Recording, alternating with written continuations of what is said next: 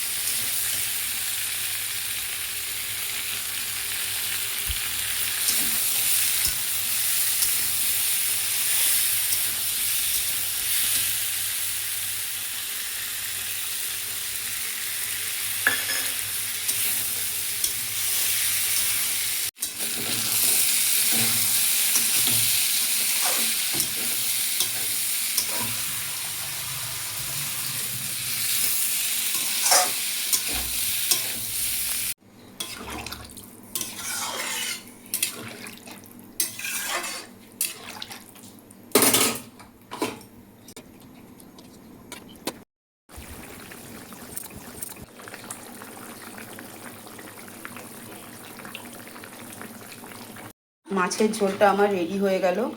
এই গরমে একটু মাছের ঝোল করলাম, পাতলা মাছের ঝাল ঢাল আর করলাম না, সব পটল আলু ডাঁটা দিয়ে মাছের ঝোল।